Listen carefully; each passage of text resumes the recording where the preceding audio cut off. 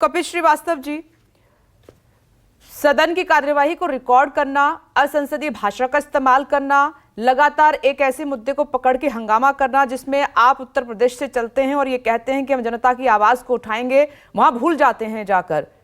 तो क्या ये सही है? जनता के, हालांकि आपकी स्ट्रेंथ इतनी नहीं है, जितनी भी है, क्या जवाब देंगे जनता के बीच जाकर? आपकी भी तो कुछ जिम्मेदारी बनती है थोड़ी बहुत। हम लोग की जिम्मेदारी बराबर की बनती है। हम ये बिल्कुल नहीं कहेंगे कि हमारी नहीं बनती, लेकिन आप मुझे बता दीजिए कि जिस व्यक्ति के ऊपर आपने आरोप लगाया, ये प्राकृतिक न्याय का सिद्धांत है कि आप उसको अवसर प्रदान करते हैं। आप एक तरफा फांसी थोड़ी चढ़ा देंगे किसी को, उसकी बात नहीं आने देंगे। अरे ये वो भारतीय जनता पार्टी की सरकार है, ये वो भारतीय जनता पार्टी है जो आपने देखा था कि विधानसभा में बैठ के इनके विधायक क्या देख रहे थे कर्नाटक।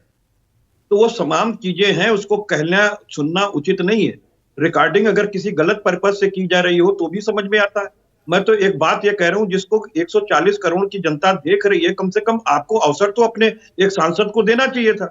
और दूसरी बात, मैं एक बात कहता हूं, हिडनबर्ग की रिपोर्ट जिस तरीके से आई या अन्य अखबारों में जिस तरीके से छपी, अगर देश का आम जनमानस इस बात को संसद में जानना चाहता है कि अदानी साहब पे इतने अरहम करम क्यों कर रही है सर, क्योंकि अगर जो विपक्ष की डिमांड थी, अगर हम कहते हैं कि नरेंद्र मोदी जी बहुत अच्छा काम कर रहे हैं, अदानी साहब को उन्हें बड़ा फेयर सारे टेंडर्स दिए हुए हैं, तो उनको अपनी बात रखनी चाहिए थी, क्योंकि वो भी तो आखिर देश से जुड़ी हुई चीज है। देश की सारी संपदा तो उठा करके आपने उनके हाथ में रख दी।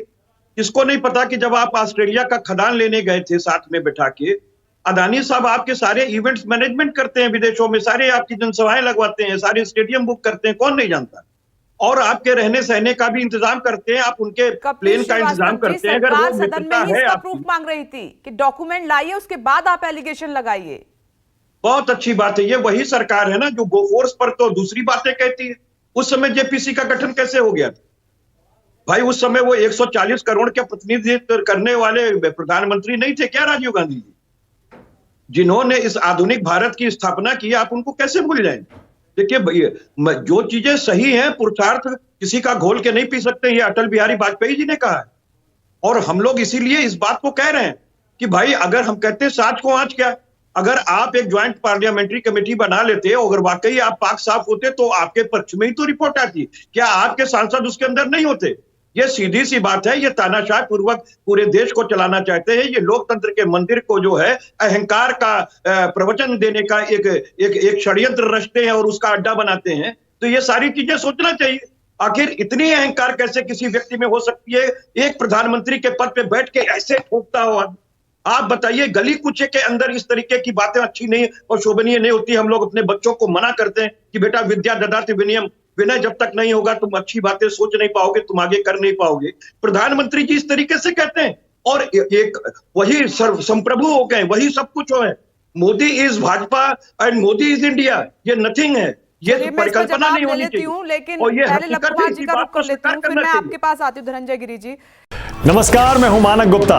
अगर आपको हमारा ये वीडियो पसंद आया हो तो इसे लाइक और शेयर जरूर करें, और हाँ, हमें सब्सक्राइब और फॉलो करना ना भूलें ताकि आप देश और दुनिया की कोई खबर मिस ना करें। तो जुड़े रहिए हमारे साथ और देखते रहिए न्यूज़ 24।